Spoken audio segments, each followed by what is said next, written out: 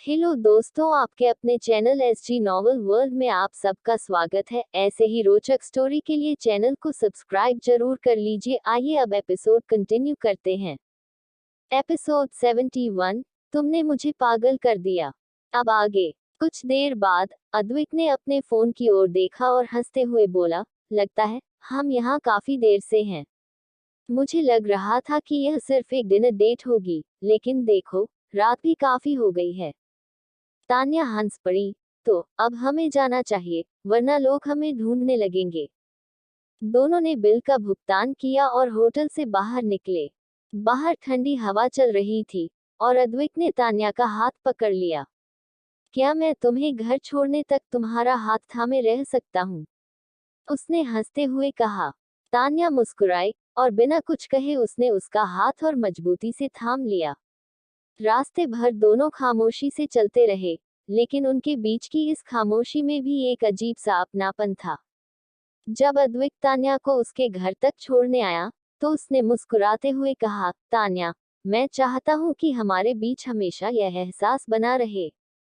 तुम मेरी जिंदगी में वो रंग हो जो किसी और से नहीं भर सकते। तान्या ने एक हल्की स्माइल के साथ सिर हिलाया और बोली, मैं भी इसी की उम्मीद करती हूँ अद्विक। तुम्हारे साथ बिताया हर पल मेरे लिए अनमोल है।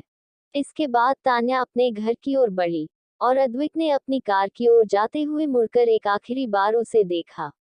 दोनों की नजरें मिली और उस पल में दोनों ने बिना कुछ कहे एक दूसरे से बहुत कुछ कह दिया। रात का वक्त था। अंबिका इस वक्त बालकनी की रेलिंग को पकड़कर चुपचाप खड़ी थी। उसके दिमाग में इस वक्त बहुत सारे सवाल चल रहे थे। लेकिन तभी किसी ने दरवाजा खटखटाया, जिसे सुनकर अंबिका ने गहरी सांस लेकर कहा, अंदर आ जाए। शालिनी जी अंदर की तरफ आई। शालिनी जी को वहां पर देखकर अंबिका ने नासमझी में कहा, आप यहाँ क्या कर रही हैं? शालिनी जी उसके पास आते हुए बोली, बेटा मुझे तुमसे कुछ बात करनी थी। अंबिका ने नासमझी में कहा, जी बताए। शालिनी जी ने कहा, मुझे तुमसे अनिरुद्ध के बारे में जानना था। उसकी हालत कैसी है? क्या उसकी हालत में कोई सुधार हुआ है, या फिर आगे ऐसा लगता है कि वो ठीक हो जाएगा? ये सुनकर अंबिका ने मुस्कुरा कर कहा, पहले से तो उसकी हालत में अब बहुत ज्यादा सुधार हुआ है और वो बहुत जल्द पूरी तरह ठीक भी हो जाएगा। ये सुनते ही शालिनी जी ने कहा, तुम सच कह रही हो बेटा? क्योंकि उस बेचारी की जैसी हालत रहती है उसे देखकर तो मुझे उसके लिए बहुत बुरा लगता है। इसके जवाब में अंबिका ने कहा, सच कहूं तो बुरा मुझे भी लगता है, तकलीफ मुझे भी होती है, लेकिन मैंने उसे ठीक करने में अपनी पूरी दिलोजान लगा दिया और वो अब पूरी तरह ठीक हो जाए। ठीक भी हो जाएगा, आप फिक्र मत कीजिए, जब तक मैं यहाँ पर हूँ तब तक मैं उसे ठीक जरूर करूंगी। ये सुनकर शालिनी जी ने प्यार से उसके हाथ को पकड़कर कहा, तुम उसकी सगी माँ नहीं हो, लेकिन फिर भी बिल्कुल माँ की तरह प्यार करती हो। तुम्हारे अंदर बहुत ममता है। आखिर ये ममता तुम्हारे अंदर कहाँ से आया? ये सुनकर अंबिका को याद आया कि वो खुद भी तो एक माँ थी, लेकिन उसे उसके बच्चे को छीन लिया गया। जिसे सोचते ही उसकी आंखें ना चाहते हुए नम हो गई, लेकिन उसने खुद को संभालते हुए कहा, मुझे बच्चों से बहुत प्यार है। मैं जब बच्चों को देखती हूँ और जब उनके पास आती हूँ, उनसे बातें करती हूँ, तो मुझे एक अलग ही सुकून मिलता है और वो सुकून मुझे कोई और नहीं दे सकता बच्चों के अलावा, इसलिए मुझे बच्चे बहुत पसंद है। ये सुनकर मुस्कुराते हुए शालिनी जी ने कहा, फिर तो बहुत अच्छी बात है। वैसे तुम अनिरुद्ध को माँ की तरह प्यार देती हो, तो क्या तुम्हें नहीं लगता कि तुम्हें एक तरह से उसकी माँ बन जाना चाहिए? शालिनी जी की ये बात सुनते ही एक पल के लिए अंबिका शॉक हो गई और वो तुरंत शॉक होकर बोली, क्या ये आप क्या कह रही है? इसके जवाब में मुस्कुराते हुए शालिनी जी ने कहा, बेटा मैं तुमसे ज्यादा कुछ तो नहीं मांग लिया ना। मैं तो बस तुमसे वही मांगने की कोशिश कर रही हूँ जो तुम दे सकती हो। जैसा कि तुम अच्छे से जानती हो कि अनिरुद्ध की कैसी हालत है, और एक तुम ही हो जो उसे संभाल सकती हो, और सच कहूँ तो वो सिर्फ तुम्हारी ही बात मानता है। तुम्हारे अलावा ना तो वो किसी की सुनता है, ना ही समझता है और ना ही कुछ करता है। तो अगर एक तरह से तुम उसे संभालोगी तो ये बहुत अच्छा होगा, और पहले ही तुम्हारी शादी रुद्रांश से होने वाली थी, तो क्यों ना फिर से तुम उसके साथ शादी करके घर बसा लो। और उसे प्यार देती रहो। ये सारी बातें सुनते ही अब गुस्से के साथ दूसरे पल अंबिका ने कहा, मुझे माफ कर दीजिए दादी, लेकिन मैं आपकी ये बात नहीं मान सकती, क्योंकि पहले ही मिस्टर रुद्रांश ने मेरे साथ बहुत कुछ ऐसा किया है जिसकी वजह से मैं परेशान हूँ, और अब अगर दोबारा ऐसा कुछ हुआ तो मैं खुद को संभाल नहीं पाऊंगी। और जहाँ बात रही शादी की, तो अभी मैं शादी के बारे में नहीं सोच सकती, क्योंकि अभी मुझे सिर्फ और सिर्फ अपने बारे में सोचना है। आई होप आप मेरी बात समझ रही होगी। उसकी ये बात सुनकर शालिनी जी ने उदासी के साथ कहा, लेकिन बेटा मैं तो बस इसीलिए ऐसा कह रही थी क्योंकि मुझे रुद्रांश की फिक्र थी और उसके साथ मुझे तुम्हारी भी फिक्र थी। मैंने सुना कि तुम अकेले ही अपनी जिंदगी जीती हो। ये जिंदगी बहुत बड़ी है बेटा, तुम अकेले ऐसे नहीं जी सकती, इसलिए अगर हो सके तो तुम्हें मेरे बारे में सोचना चाहिए और तुम्हें जल्दी कुछ फैसला लेना चाहिए। उम्मीद करती हूँ कि तुम मेरी बात समझ गई होगी। अब सो जाओ, रात काफी हो गई है। ये कहकर वो वहां से सीधे बाहर की तरफ निकल गई। इधर अंबिका ये सारी बातें बस हैरानी के साथ सुनते रह गई। कुछ पल तक खामोशी से खड़े रहने के बाद आखिर में अंबिका ने कहा, आखिर दादी को ऐसा क्यों लगता है कि मैं मिस्टर रुद्रांश के साथ शादी करके सेटल हो सकती हूँ, जबकि मुझे अभी खुद ऐसा नहीं लगता कि मैं ऐसा कुछ कर सकती हूँ।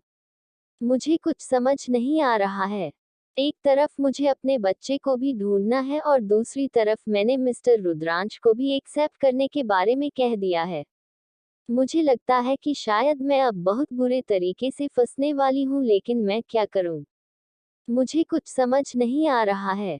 ये सब कहते हुए वो सीधे बेड पर आई और लेट गई।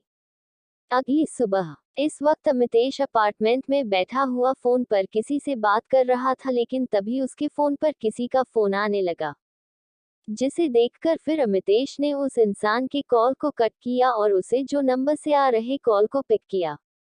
उधर से एक भारी आवाज आई, तुम्हें क्या लगता है तुम ये सब कुछ करके मुझे हरा लोगे? उसे आवाज को सुनते ही अमितेश के एक्सप्रेशंस बदल गए।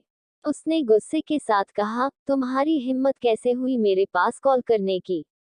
वो भी जब तुम मुझे बर्बाद कुछ कर चुके हो तब। आखिर किस लिए फोन किए हो? कहीं तुम मेरे जले पर नमक तो छिड़कने आए हो? उसकी ये बात सुनकर उधर से रुद्रांश ने हंसते हुए कहा, बिल्कुल ठीक कहा तुमने। मैं तुम्हारे जले पर नमक की छिड़कने के लिए आया हूँ, क्योंकि अभी के लिए मैं तुम्हें मार नहीं सकता, लेकिन तुम फिक्र मत करो, बहुत जल्द वो वक्त आने को है जब मैं तुम्हें जिंदा नहीं छोड़ूंगा। तब तक के लिए अपना ख्याल रखना, क्योंकि ये मैंने तुम्हें वार्निंग देने के लिए कॉल किया था। ये सुनते ही अब एक पल के लिए अमितेश बिल्कुल शॉक हो गया और शॉक होकर बस फोन को ही देखता रहा। उसने दूसरे पल कहा, नहीं ऐसा नहीं हो सकता रुद्रांश, अग्निवंशी मुझे मारने के लिए मेरे पास नहीं आ सकता। आखिर वो मेरे पीछे क्यों पड़ा है? क्या बता दिया है उसे अंबिका ने मेरे बारे में? और रुद्रांश जिस वजह से वो मेरे पीछे हाथ धोकर पड़ गया है, मुझे कुछ ना कुछ तो पता लगाना ही पड़ेगा। सी ये सब सोते हुए वो वहां से बाहर निकल गया। इधर दूसरी तरफ रुद्रांश इस वक्त अपने केबिन के चेयर पर लीन होकर बैठा हुआ था। उसके चेहरे पर कोई भी एक्सप्रेशंस नहीं थे। तभी दरवाजा खुला और असिस्टेंट अंदर आया। असिस्टेंट के साथ एक औरत भी अंदर की तरफ आई, लेकिन रुद्रांश असिस्टेंट को घूरते हुए बोला, मेरा दिया क्या काम पूरा हुआ? इसके जवाब में असिस्टेंट ने अपना सर हिलाते हुए कहा, जी हाँ, मैं उस हॉस्पिटल की एक नर्स को लेकर आया हूँ। हालांकि ये अब रिटायर हो चुकी है, लेकिन 5 साल पहले ये मिस अंबिका की डिलीवरी के वक्त थी। आप इससे सब कुछ पूछ सकते हैं। ये सुनकर रुद्रांश की नजर उस औरत पर चली गई। हालांकि औरत थोड़ा डर रही थी, लेकिन रुद्रांश ने बिना किसी भाव के साथ कहा, बैठ जाए और आपको इतना डरने की जरूरत नहीं है। हम यहाँ आपको मारने के लिए नहीं बुलाया है, बल्कि बस कुछ सवाल जवाब करने थे आपसे। ये सुनकर उस औरत ने डरते हुए कहा, देखिए मुझे रिटायर हुए 5 साल हो गए हैं और वो मेरी आखिरी डिलीवरी थी जो मैंने करवाई थी। इसके अलावा मुझे कुछ भी नहीं पता, प्लीज मुझे जाने दीजिए, मैं आपसे रिक्वेस्ट करो रही हूँ। मेरी कोई गलती नहीं है, मैं सच में कुछ भी नहीं जानती, प्लीज मुझे जाने दीजिए। ये कहते हुए वो पहले ही हाथ जोड़ने लगी। तो वहीं रुद्रांश ने ये सुनकर गुस्से के साथ कहा, तुम जिस तरह से मुझसे माफी मांग रही हो, उसे देखकर तो यही लगता है कि शायद तुमने वाकई बहुत बड़ी गलती की है। सच सच बताओ क्या किया है आखिर ऐसा तुमने जिसकी वजह से तुम मुझसे ऐसे माफी मांग रही हो। और मुझसे झूठ बोलने की कोशिश में मत करना वरना तुम्हारे साथ बहुत कुछ हो सकता है। ये सुनते ही वो नर्स काफी ज्यादा डर गई और तुरंत डरते हुए बोली, नहीं सर मैं सच कह रही हूँ। मेरी इसमें कोई गलती नहीं थी। वो तो जानबूझकर मुझे फंसाया गया था। मैं तो कह रही थी कि मैं इस डिलीवरी में कहीं नहीं जाऊंगी लेकिन मुझे जबरदस्ती वहां बुलाया गया। मैं सच कह रही हूँ प्लीज मुझे माफ कर दीजिए। उसी के बाद से मैंने डिलीवरी केस लेना ही बंद कर दिया और मैंने रिटायरमेंट ले ली क्योंकि उसके बाद मुझे बहुत ज्यादा तकलीफ हुई थी। मैं बहुत ज्यादा गिल्ट में जी रही थी। उसकी ये सारी बातें सुनकर रुद्रांश उसे एक पल के लिए देखने लगा। लेकिन तभी गुस्से के साथ असिस्टेंट ने कहा, तो इसका मतलब तुम्हें बहुत कुछ पता है। अब जल्दी से सर के आगे सब कुछ कह डालो वरना सर बहुत गुस्से वाले हैं। वो तुम्हारे साथ कुछ भी कर सकते हैं। ये सुनते ही एक पल के लिए वो नर्स डर गई और डरते हुए बोली, मैं सच कह रही हूँ मेरी कोई गलती नहीं है। मुझे ये जबरदस्ती लाया गया है। अगर आप सबको यकीन ना हो तो आप मेरे पति से पूछ लीजिए, वो हॉस्पिटल के कंपाउंड में थे। मैंने तो सिर्फ डिलीवरी करवाई थी, उसके बाद मैं चली गई थी। उसके बाद क्या हुआ क्या नहीं मुझे कुछ भी नहीं पता। उसकी ये सारी बातें सुनते ही अब रुद्रांश गुस्से से अपना हाथ टेबल पर पटक कर बोला, मुझसे झूठ बोलने की कोशिश मत करो। तुम्हारी बातों से साफ पता चल रहा है कि तुम बहुत कुछ जानती हो और अगर तुमने गलती से भी कुछ भी छुपाया तो मैं यही तुम्हारी जान ले लूंगा। ये कहते हुए रुद्रांश बंदूक को टेबल पर रख दिया और उस गन को देखते ही उस नर्स की हालत खराब हो गई। वो नर्स घबरा कर बोली, नहीं नहीं ऐसा नहीं हो सकता। आप मेरे साथ ऐसा नहीं कर सकते, बिना गलती के मुझे सजा नहीं दे सकते। प्लीज मुझे यहाँ से जाने दीजिए, मेरी कोई गलती नहीं है। इसके जवाब में रुद्रांश अब उस गन को लोड करते हुए बोला, बस बहुत हो गई तुम्हारी नौटंकी। मैं किसी की इतनी बातें नहीं सुनता, तुम्हारा इसलिए सुन लिया क्योंकि तुम्हारी बातें मेरे किसी खास इंसान से जुड़ी हुई थी। लेकिन अब तुम मरने के लिए तैयार हो जाओ। इसी के साथ रुद्रांश ने उस औरत पर गन तान दिया और वही वो औरत बिल्कुल हक्की बक्की रह गई। वो डर से घबरा कर बोली, नहीं प्लीज मुझे छोड़ दीजिए। मेरे साथ ऐसा मत कीजिए। रुद्रांश ने गुस्से के साथ कहा, अब तुम्हारे साथ ऐसा ही होगा। तुम्हें क्या लगता है तुम कुछ भी करोगी और हम तुम्हें माफ कर देंगे, बल्कि अब तुम्हें माफी नहीं मौत मिलेगी। ये कहते हुए उसने दूसरे ही पल गुस्से के साथ उसके ऊपर ट्रिगर दबाई। लेकिन तभी अचानक से वो औरत जोर से चिल्लाते हुए बोली, नहीं मैं आपसे सब सच बताऊंगी। मैं सारा सच बताने के लिए तैयार हूँ, प्लीज मुझे छोड़ दीजिए। उसकी ये बात सुनते ही अचानक से रुद्रांश रुक गया और उसके चेहरे पर एक साथ स्माइल आ गई। उसने उस औरत को देखते हुए कहा, बताओ मुझे क्या बात है। आखिर क्यों ये सब कुछ हुआ और इसमें तुम्हारा कहाँ तक हाथ था। ये सुनकर अब उस औरत ने अपना सर नीचे झुकाकर कहा, दरअसल बात यह है कि जब मिस अंबिका की डिलीवरी हॉस्पिटल में हो रही थी तब मैं वहीं पर थी। हालांकि उनकी डिलीवरी अच्छी तरीके से हो गई थी लेकिन उनका जो बच्चा पैदा हुआ था वो बहुत ज्यादा कमजोर था। वो नॉर्मल बच्चों के जैसा नहीं था। मैंने डॉक्टर से कहा कि इसे आईसीयू में शिफ्ट कर दिया जाए जिससे कि इसकी हालत थोड़ी सुधार सके, लेकिन डॉक्टर ने साफ साफ कह दिया कि इसे कुछ देर में मार दिया जाएगा, तो इसे आईसीयू में शिफ्ट करने की कोई जरूरत नहीं है। और मुझे ये भी कहा गया कि अगर मैंने किसी के सामने मुंह खोला तो वो मेरे पति को, यानी जो वहां के कंपाउंडर थे, उसे मार डालेंगे। इन सब की वजह से मैं उस वक्त कुछ बोल नहीं पाए और मैंने देखा कि एक आदमी आया और मिस अंबिका के बच्चे को लेकर वहां से चला गया और मिस अंबिका तब तक बेहोश ही थी और जब उन्हें होश आया तो ना चाहते हुए मुझे उनसे बताना पड़ा कि उनका बच्चा मर गया है और फिर उसके बाद वो बहुत ज्यादा टूट गई और रोने लगी। ये कहते ही नर्स एकदम से चुप हो गई और वही असिस्टेंट ये सब सुनकर हैरान हो गया, लेकिन रुद्रांश की आंखें अब बेहद लाल हो गई। आखिर क्या होगी अब आगे? क्या रुद्रांश बता पाएगी सच? सही कहा चला गया। गुरूर और विधान, क्या प्लानिंग? क्या होगा अब आगे? क्या करने वाला है गर्भ उस आलिया के साथ? एपिसोड 72, सारा सच रुद्रांश के सामने आना। अब आगे इसी के साथ रुद्रांश ने उस औरत पर गन तान दिया और वही वो औरत बिल्कुल हक्की बक्की रह गई। वो डर से घबराकर बोली, नहीं प्लीज मुझे छोड़ दीजिए, मेरे साथ ऐसा मत कीजिए। रुद्रांश ने गुस्से के साथ कहा, अब तुम्हारे साथ ऐसा ही होगा, तुम्हें क्या लगता है तुम कुछ भी करोगी और हम तुम्हें माफ कर देंगे, बल्कि अब तुम्हें माफी नहीं मौत मिलेगी। ये कहते हुए उसने दूसरे ही पल गुस्से के साथ उसके ऊपर ट्रिगर दबाई। लेकिन तभी अचानक से वो औरत जोर से चिल्लाते हुए बोली, नहीं मैं आपसे सब सच बताऊंगी, मैं सारा सच बताने के लिए तैयार हूँ, प्लीज मुझे छोड़ दीजिए। उसकी ये बात सुनते ही अचानक से रुद्रांश रुक गया और उसके चेहरे पर एक साथ स्माइल आ गई। उसने उस औरत को देखते हुए कहा, बताओ मुझे क्या बात है, आखिर क्यों ये सब कुछ हुआ और इसमें तुम्हारा कहाँ तक हाथ था। ये सुनकर अब उस औरत ने अपना सर नीचे झुकाकर कहा, दरअसल बात यह है कि जब मिस अंबिका की डिलीवरी हॉस्पिटल में हो रही थी, तब मैं वहीं पर थी। हालांकि उनकी डिलीवरी अच्छी तरीके से हो गई थी, लेकिन उनका जो बच्चा पैदा हुआ था वो बहुत ज्यादा कमजोर था, वो नॉर्मल बच्चों के जैसा नहीं था।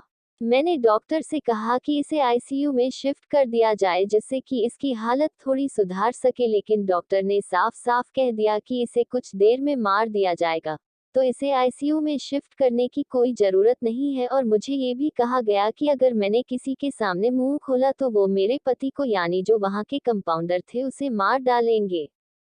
इन सब की वजह से मैं उस वक्त कुछ बोल नहीं पाए और मैंने देखा कि एक आदमी आया और मिस अंबिका के बच्चे को लेकर वहां से चला गया और मिस अंबिका तब तक बेहोश ही थी, और जब उन्हें होश आया तो ना चाहते हुए मुझे उनसे बताना पड़ा कि उनका बच्चा मर गया है, और फिर उसके बाद वो बहुत ज्यादा टूट गई और रोने लगी। ये कहते ही नर्स एकदम से चुप हो गई और वही असिस्टेंट ये सब सुनकर हैरान हो गया, लेकिन रुद्रांश की आंखें अब बेहद लाल हो गई। रुद्रांश की आंखों में क्रोध और दर्द साफ झलक रहा था। वो एक पल के लिए चुप रहा और फिर धीरे से बोला, तो तुम कह रही हो कि उसका बच्चा मरा नहीं था, बल्कि उसे किसी ने चुरा लिया था। वो औरत डरते हुए बोली, हाँ, मैं जानती हूँ कि मैंने बहुत बड़ा गुनाह किया है, लेकिन उस समय मैं मजबूर थी।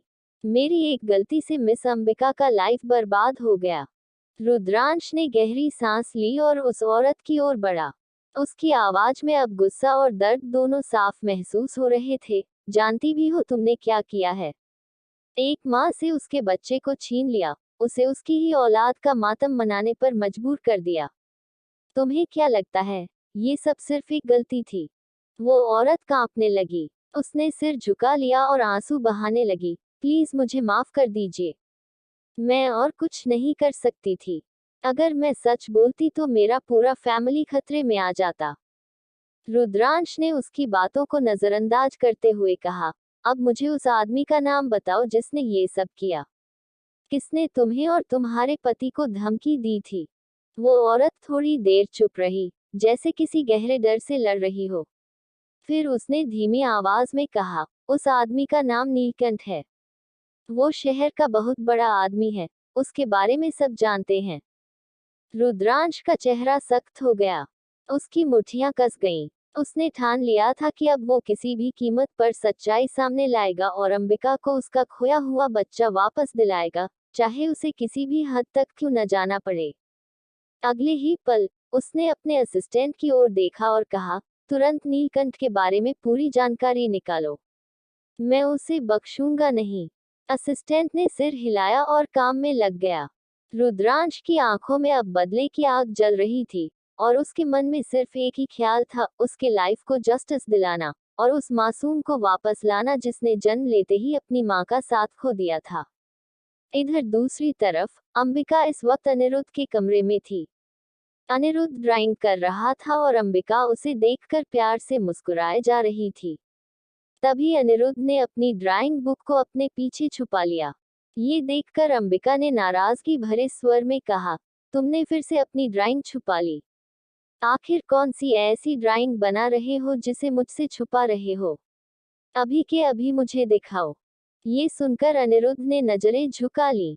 उसे ऐसा करते देख अंबिका ने थोड़ा सा गुस्सा दिखाते हुए कहा, मैंने कहा ना, मुझे दिखाओ, मुझे देखना है। अंत में जब अंबिका ने जबरदस्ती उसकी ड्राइंग देखी तो वो हैरान रह गई। उस ड्राइंग में एक आदमी, एक औरत और बीच में एक बच्चा बना हुआ था। वो बच्चा बीच में था और आदमी और औरत ने उसके दोनों हाथ पकड़ रखे थे। अनिरुद्ध की इस ड्राइंग को देखकर अंबिका समझ नहीं पाई कि वो क्या कहे। वो हैरानी से अनिरुद्ध को देखने लगी। अनिरुद्ध ने नजरें झुका ली और धीरे से बोला, मैं अपनी एक पूरी फैमिली चाहता हूँ, लेकिन मुझे नहीं लगता कि मुझे कभी एक कंप्लीट फैमिली मिलेगी। मेरे डैडी मुझे कभी वो नहीं देंगे जो मैं चाहता हूँ। अंबिका ने एक लंबी सांस लेते हुए धीरे से पूछा, आखिर ऐसा क्या चाहिए तुम्हें जो तुम्हारे डैडी तुम्हें नहीं दे सकते? अनिरुद्ध ने धीरे से सिर झुकाए हुए कहा, मुझे मम्मा डैडी दोनों चाहिए, एक साथ। मुझे वो चाहिए जो दूसरे बच्चों के पास है, एक पूरा परिवार जहां हम सब साथ हों। उसकी आवाज में दर्द और उदासी साफ झलक रही थी। अंबिका की आंखें भीग गईं। उसने अनिरुद्ध के सिर पर हाथ फेरते हुए कहा, बेटा, मैं जानती हूँ कि तुम क्या महसूस कर रहे हो, और मुझे ये भी पता है कि तुम्हारी ये ख्वाहिश कितनी बड़ी है।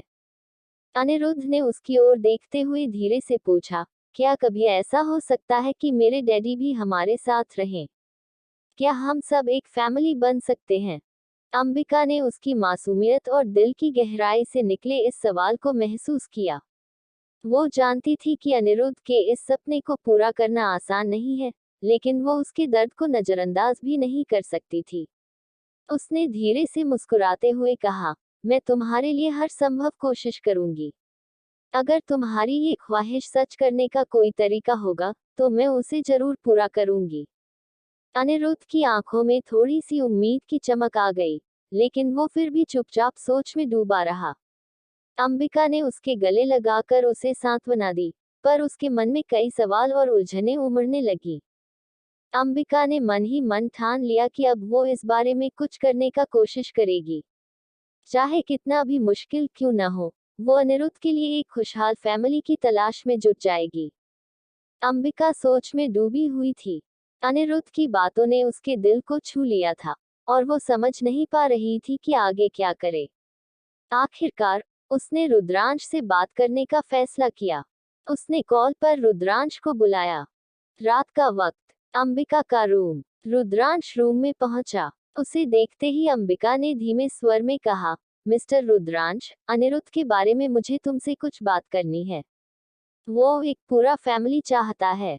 उसे ये अकेलापन नहीं चाहिए, वो हम दोनों को साथ देखना चाहता है। रुद्रांश ने उसकी बात को सीरियस होकर सुना और थोड़ी देर सोच में पड़ गया। फिर उसने कहा, मैं जानता हूँ कि ये सब तुम्हारे लिए कितना मुश्किल है, लेकिन ये आसान नहीं है। हम दोनों के बीच जो भी हुआ, उसके बाद साथ रहना। अंबिका ने उसे बीच में रोकते हुए कहा, मुझे पता है कि हमारे बीच बहुत कुछ हुआ है, लेकिन हम अनिरुद्ध की खुशी के बारे में सोच रहे हैं। क्या हम उसके लिए कुछ भी नहीं कर सकते? रुद्रांश ने गहरी सांस लेते हुए कहा, देखो, मैं अनिरुद्ध से बहुत प्यार करता हूँ, लेकिन हमारे बीच जो दूरियां हैं, उन्हें नजरअंदाज करना मुश्किल है। पर हाँ, अगर ये अनिरुद्ध की भलाई के लिए है, तो हम कुछ कोशिश तो कर सकते हैं। अंबिका की आंखों में हल्की सी उम्मीद जागी। उसने धीरे से मुस्कुराते हुए कहा, शायद अगर हम थोड़ा वक्त साथ बिताएं तो चीजें बदल भी सकती हैं। अनिरुद्ध के लिए ही सही, हम कोशिश तो कर सकते हैं, क्या कहते हो? रुद्रांश थोड़ी देर तक चुप रहा, फिर मुस्कुराकर बोला, ठीक है, अनिरुद्ध के लिए हम ये कोशिश करेंगे। देखते हैं कि क्या होता है। इधर दूसरी तरफ शनाया इस वक्त फोन पर किसी से बात कर रही थी। तभी शालिनी कमरे के अंदर आई और बोली, ये क्या सुन रही हूँ? क्या तुमने रितेश को यहाँ बुलाया है? ये सुनते ही शनाया के चेहरे के भाव बदल गए और उसने सीधे कहा, हाँ, वो मेरा भाई है, तो मैंने उसे बुलाया है। क्या कुछ गलत कर दिया मैंने? इसके जवाब में शालिनी ने गहरी सांस लेते हुए कहा, तुम्हें पता है ना कि तुम्हारा भाई किस तरह का इंसान है? कुछ दिन पहले ही वो जेल से बाहर निकला है, और उसका यहाँ आना ठीक नहीं है। इसलिए उसे मना कर दो कि वो यहाँ न आए। ये सुनते ही शनाया गुस्से में उन्हें देखने लगी और बोली, वो यहाँ जरूर आएगा, माँ। आप उसे ऐसे मना नहीं कर सकती। शनाया का ये जवाब सुनकर शालिनी भी गुस्से से उसे घूरने लगी। शालिनी ने गुस्से भरी आवाज में कहा, शनाया, तुम समझ नहीं रही हो। रितेश का यहाँ आना हमारे लिए मुश्किलें खड़ी कर सकता है। उसका पिछला रिकॉर्ड अच्छा नहीं है और उसकी हरकतों का अंजाम तुम्हें भी भुगतना पड़ सकता है। शनाया ने गहरी सांस लेते हुए जवाब दिया, माँ, आप हमेशा उसे गलत समझती हैं। हाँ, उसने गलतियां की हैं, लेकिन वो मेरा भाई है। क्या उसकी जिंदगी में एक और मौका नहीं दिया जा सकता? उसे सिर्फ एक फैमिली की जरूरत है जो उसे समझे। शालिनी ने निराशा भरे स्वर में कहा, तुम उसे जितना भी समझ लो, लेकिन उसकी आदतें नहीं बदलेंगी। लोग क्या कहेंगे, ये भी सोचो। तुम हमारी इज्जत दांव पर लगा रही हो। शनाया ने गुस्से से अपनी माँ की तरफ देखते हुए कहा, माँ, दुनिया की फिक्र करते करते हम अपने लोगों को कब तक नजरअंदाज करेंगे? रितेश को यहाँ आने से कोई नहीं रोक सकता। मैं नहीं चाहती कि वो अकेला महसूस करे। शालिनी ने हार मानते हुए कहा, ठीक है, अगर तुमने यही फैसला कर लिया है, तो मैं कुछ नहीं कहूंगी। लेकिन याद रखना, जो भी होगा, उसका अंजाम तुम्हें खुद भुगतना पड़ेगा। शनाया ने सिर हिला दिया। शालिनी के जाते ही, शनाया के चेहरे पर एक शातिर मुस्कान आ गई। वो धीरे धीरे खुद से बोलने लगी, एक बार मेरा भाई यहाँ आ जाए, फिर देखना, वो यहाँ आकर ऐसा काम करेगा जिसकी किसी ने उम्मीद भी नहीं की होगी।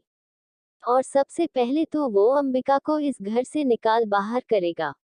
अभी किसी को नहीं पता कि वो असल में कैसा इंसान है, और मैं चाहती भी नहीं कि फिलहाल किसी को कुछ पता चले।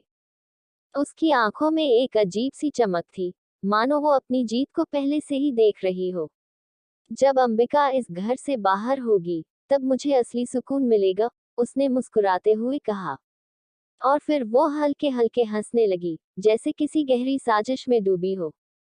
उसे पूरा भरोसा था कि रितेश का आना उसकी हर मंशा को पूरा करेगा। उसके मन में बस एक ही ख्याल था, अंबिका को इस घर से बाहर निकालना, ताकि वो इस घर और सब पर अपनी पकड़ मजबूत कर सके। इधर दूसरी तरफ, अंबिका बेड पर बैठी हुई थी, जबकि रुद्रांश अभी भी खड़ा होकर उसे ही देख रहा था। अंबिका को एक पल के लिए समझ नहीं आया, और उसने चुपचाप रुद्रांश की ओर देखा। फिर वो थोड़ी सी नजरों से हटी और अनजान अंदाज में बोली, मिस्टर रुद्रांश, क्या हुआ? आप मुझे ऐसे क्यों देख रहे हैं? सब कुछ ठीक है ना? तभी रुद्रांश उसके पास आया, और अचानक उसके कदमों में बैठते हुए, उसने अंबिका का हाथ पकड़ लिया। फिर गहरी नजरों से उसे देखते हुए बोला, क्या तुम्हारे पहले पति ने वाकई तुम्हें बहुत ज्यादा टॉर्चर किया था? क्या तुम सच में बहुत तकलीफ में थी? रुद्रांश की ये बात सुनकर अंबिका एक पल के लिए हड़बड़ाए, और वो हैरान होकर उसे देखने लगी, जैसे उसे समझ नहीं आ रहा हो कि रुद्रांश ये सवाल क्यों कर रहा है। अंबिका थोड़ी देर तक चुपचाप रुद्रांश को देखती रही, उसके सवाल ने उसे चौंका दिया था। फिर धीरे से उसने अपना हाथ रुद्रांश से छुड़ा लिया और अपनी आंखों में एक उदासी की गहरी परछाई दिखाते हुए बोली, आप क्यों पूछ रहे हैं ये सब? क्या आपको लगता है कि मेरा दर्द दिखाना जरूरी है? क्या आपको लगता है कि मुझे अपनी तकलीफों का हिसाब देना चाहिए? रुद्रांश ने उसकी ओर गंभीरता से देखा और हल्का सा सिर झुकाया। फिर उसने धीमे स्वर में कहा, तुमसे ज्यादा तो मुझे कभी किसी की तकलीफ नहीं समझ आई, अंबिका। मैंने तुम्हारे साथ जो कुछ भी देखा और सुना, उससे मुझे एहसास हुआ कि तुम्हारी जिंदगी आसान नहीं रही। तुम्हारे पास बताने के लिए बहुत कुछ है, और मैं चाहता हूँ कि तुम मुझे पूरा सच बताओ। मैं जानना चाहता हूँ, क्या तुम्हारा दर्द सच में खत्म हो पाया है? अंबिका ने एक लंबी सांस ली और फिर धीरे धीरे उसकी ओर मुंह किया। उसकी आंखों में एक भावुकता थी, जैसे वो खुद को समझाने की कोशिश कर रही हो। नहीं, उसने कहा, मेरा दर्द कभी खत्म नहीं हुआ। मुझे हमेशा वो डर रहता है कि मेरी जिंदगी में कुछ और गलत ना हो जाए। लेकिन मैं अब ये सब सोचकर नहीं जी सकती। मुझे आगे बढ़ने की कोशिश करनी है, चाहे जितनी भी मुश्किलें आएं। रुद्रांश की आंखों में एक गहरी समझ दिखाई दी, जैसे वो अंबिका के दर्द को महसूस कर रहा हो। उसने एक कदम और बढ़ाते हुए कहा, मैं तुम्हारा साथ दूंगा, अंबिका। तुम्हारे लिए ये रास्ता आसान नहीं होगा, लेकिन मैं तुमसे वादा करता हूँ कि तुम अकेली नहीं रहोगी। अंबिका की आंखों में एक हल्की सी उम्मीद जगी, पर उसने इसे छुपाने की कोशिश की। फिर उसने अपनी आवाज में थोड़ी सख्ती लाते हुए कहा, ठीक है, हम आगे बढ़ेंगे, लेकिन अपने रास्ते पर चलते हुए मैं किसी भी कीमत पर अपने डर को फिर से नहीं पलटने दूंगी। रुद्रांश ने उसकी बात सुनी और फिर एक गहरी नजर से उसे देखा। तुम जितनी मजबूत हो, उतनी ही समझदार भी। मैं तुम्हारे साथ हूँ, अंबिका। दोनों के बीच एक शांति छा गई। एपिसोड 73, एक प्यार भरा सरप्राइज। अब आगे। अंबिका ने एक गहरी सांस ली, जैसे कुछ बोझ हल्का हुआ हो। लेकिन अभी भी उसके दिल में उथल पुथल मची हुई थी। उसने अपनी आंखों में छिपी उम्मीद को एक और बार तसल्ली से समेटने की कोशिश की, फिर रुद्रांश की ओर देखा। उसकी आंखों में एक अजनबी सी ताकत थी, जैसे वह सचमुच बदलने की सोच रही हो। तुम क्या सोचते हो, रुद्रांश? अंबिका ने पूछा। उसकी आवाज में हल्की सी शंका और अचरज था। क्या हम सच में इस रास्ते पर साथ चल सकते हैं?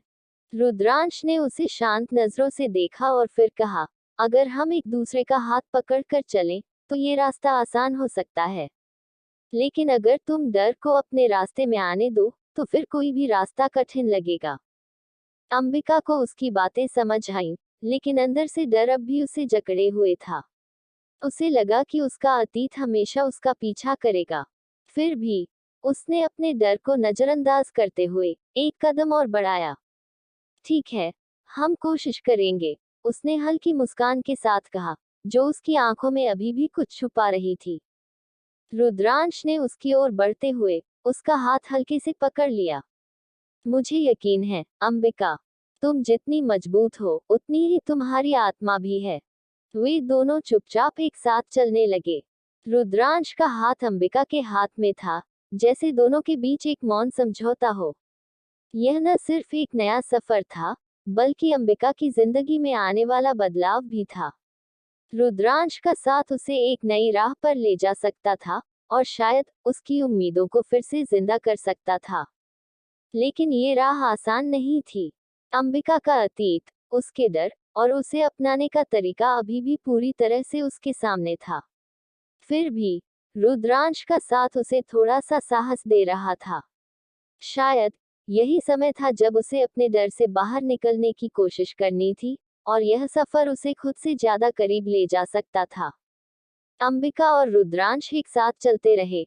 दोनों के बीच एक खामोशी थी, लेकिन वह खामोशी जैसे कुछ बहुत अहम बातें कह रही थी। अंबिका के दिमाग में सवालों की झड़ी लगी थी, लेकिन उसे ये भी महसूस हो रहा था कि रुद्रांश के साथ वह किसी अनजानी राह पर कदम बढ़ा रही थी, एक राह जो उसे खुद से भी ज्यादा परखने का मौका देती थी। कुछ देर बाद रुद्रांश ने उसकी चुप्पी को तोड़ा। तुम्हारा डर, अंबिका, तुमसे ज्यादा तुम पर हावी हो गया है। अब समय है उसे अपनी जिंदगी से निकालने का। हम सभी के पास कोई न कोई डर होता है, लेकिन उसे हम पर हावी होने की बजाय हमें उससे लड़ना होता है। अंबिका ने उसकी बातों को ध्यान से सुना और फिर उसकी ओर देखा। तुम्हारा कहने का मतलब ये है कि मुझे अपने अतीत से भागने की बजाय उसे अपनाना चाहिए? रुद्रांश ने उसकी ओर मुस्कुराते हुए देखा। बिल्कुल, डर से भागना आसान होता है, लेकिन जब तुम उसे देखकर उससे सामना करती हो, तभी तुम्हें उसकी ताकत समझ में आती है। और उस ताकत को अपनी ओर मोड़ पाओ तो तुम और भी मजबूत बन जाती हो। अंबिका की आंखों में हल्की सी आंसू की लकीर आई, लेकिन उसने उसे झपक कर हटा दिया। मैं डरती हूँ, रुद्रांश। डरती हूँ कि अगर मैं फिर से किसी पर भरोसा किया तो वो मुझे छोड़ जाएगा। डरती हूँ कि जो मैंने खोया है, वो फिर कभी वापस नहीं मिलेगा। रुद्रांश ने उसकी बातों को समझा, और फिर उसका हाथ अपनी दोनों हथेलियों में लेकर कहा, तुम्हारे डर को मैं पहचानता हूँ, अंबिका। लेकिन तुम्हें याद रखना होगा, हर सफर में कुछ खोना भी पड़ता है, लेकिन वही खोना कभी हमें वो कुछ नया देता है, जो हमें जरूरी होता है। तुम जो खो चुकी हो, वो तुमसे वापस नहीं आएगा, लेकिन जो तुम आज पा सकती हो, वो तुम्हारे भीतर पहले से था, बस तुम्हें उसे पहचानने की जरूरत है। अंबिका ने उसकी बातों को अपनी आत्मा तक महसूस किया। उसकी आंखों में धीरे धीरे बदलाव आने लगा। वह समझ रही थी कि रुद्रांश सिर्फ उसका साथी नहीं, बल्कि एक ऐसा व्यक्ति था जो उसकी जिंदगी में तब्दीली ला सकता था। और शायद अब समय था जब उसे खुद को फिर से खोजने की कोशिश करनी थी। तुम सही कह रहे हो, उसने धीरे से कहा। मैंने अपने डर को अपनी पहचान बना लिया था। अब मुझे उसे अपने रास्ते से हटाकर आगे बढ़ना होगा। रुद्रांश ने मुस्कुराते हुए उसकी तरफ देखा, और दोनों के कदम आगे बढ़ने लगे।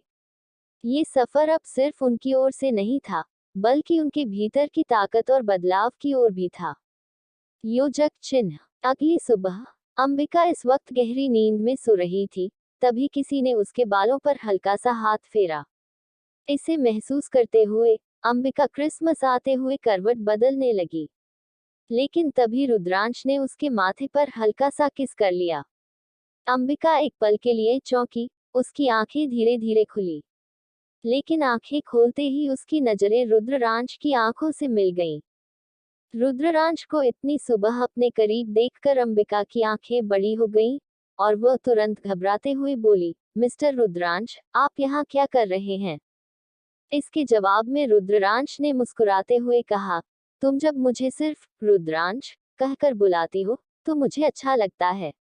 इसलिए मिस्टर बार बार मत लगाओ। अब हम वैसे भी रिलेशनशिप में आ गए हैं, तो तुम्हारे मुंह से वो सुनना ज्यादा अच्छा लगेगा। ये कहते हुए रुद्रांश सीधा खड़ा हो गया, और अंबिका का चेहरा शर्म से लाल हो गया। वह कुछ पल तक रुद्रांश को घूरती रही, फिर बिना कुछ कहे शर्माती हुई उसे जाते हुए देखती रही। रुद्रांश फिर मुड़ा और बाहर जाते हुए कहा, आज मैं तुम्हें एक बहुत बड़ा सरप्राइज देने वाला हूँ, जिसकी तुमने कभी कल्पना भी नहीं की होगी। इसलिए तैयार हो जाओ, हम थोड़ी देर में निकलने वाले हैं। ये कहकर वह वहां से चला गया। अंबिका को कुछ समझ नहीं आया कि रुद्रांश ने अभी क्या कहा था, और वह बस हैरान होकर उसे जाते हुए देखती रही। योजक चिन्ह। अंबिका कुछ देर तक चुपचाप रुद्रांश को जाते हुए देखती रही। उसके दिल में सवालों का तूफान मच चुका था। रुद्रांश का इतना अचानक उसके पास आना, और फिर उस बात का कहना, उसे पूरी तरह से चौंका गया था। उसे समझ में ही नहीं आ रहा था कि उसे क्या महसूस करना चाहिए, खुशी, उलझन, या फिर कुछ और। वह बिस्तर से उठी और खिड़की के पास जाकर बाहर देखा। सूरज की पहली किरणें आसमान में फैलने लगी थी, लेकिन उसके मन में रुद्रांश का चेहरा और उसकी बातें ही घूम रही थी। क्या सच में वह उसके लिए कुछ खास महसूस करता था? और अगर हाँ, तो वह इस रिश्ते में क्या चाहती थी? अंबिका ने अपना चेहरा हाथों से ढकते हुए खुद को शांत करने की कोशिश की। सब कुछ बहुत जल्दी हो रहा है, उसने धीरे से कहा। क्या मुझे इसके लिए तैयार होना चाहिए? तभी उसकी घड़ी पर नजर पड़ी। रुद्रांश ने कहा था कि उन्हें जल्द निकलना है। उसे समय न गंवाते हुए तैयार हो जाना चाहिए था। वह नहाने के लिए बाथरूम में गई और फिर जल्दी जल्दी तैयार होने लगी। इस बीच उसके मन में हर पल रुद्रांश के बारे में सोचते हुए सवाल और भी बढ़ते जा रहे थे। कुछ देर बाद जब अंबिका बाहर निकली, तो रुद्रांश इंतजार कर रहा था। वह अब बिल्कुल अलग लग रहा था, स्लीक ब्लैक जैकेट और डार्क डेनिम में। उसकी शख्सियत और भी आकर्षक लग रही थी। तुम तैयार हो? रुद्रांश ने मुस्कुराते हुए पूछा। उसकी आंखों में हल्की सी चंचलता थी। हाँ, अंबिका ने धीरे से कहा, और फिर उसकी ओर देखा। लेकिन मुझे बताए, ये सरप्राइज क्या है? रुद्रांश ने एक प्यारी सी मुस्कान दी और कहा, तुम्हें इसे खुद देखना होगा। आज का दिन तुम्हारे लिए खास है, अंबिका। अंबिका ने हल्के से सिर झुकाया, फिर उनके साथ चलने लगी।